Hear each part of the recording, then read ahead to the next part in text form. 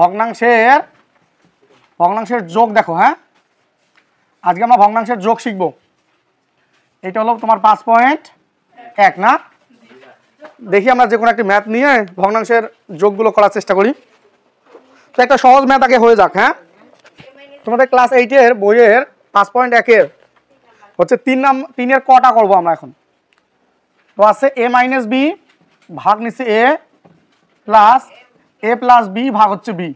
তাহলে তার লসাগুর নিয়ম বলেছিলাম, প্রথম রাশি যা আছে তাই নিতে হবে। এখন দ্বিতীয় রাশি দেখতে হবে নিয়েছি কি না, যদি নাই নেই তাও নিতে হবে। তো এখানে কি বি আছে, এখানে বি নিছি কি, তাহলে বিটাও নিতে হবে। ঠিক আছে, এখন এ দিয়ে এটাকে মনে মনে ভাগ দিতে হবে। হর দিয়ে লসাগুটাকে কি করতে হবে, মনে মনে ভাগ করতে হবে। তাহলে এ বিটাকে যদি আমি এ দিয়ে ভাগ দেই হর দিয়ে, তাহলে এই কাটা যায় বি থাকে, তাহলে বি দিয়ে জাস্ট উপরে গুণন করতে হবে, জাস্ট উপরে। তার মানে বি দিয়ে আমরা উপরে গুণন করবো, তাহলে হবে এ বি মাইনাস বি দিয়ে বি গুণ করলে হয় বি স্কোয়ার। আবার প্লাসের প্লাস থাকলো।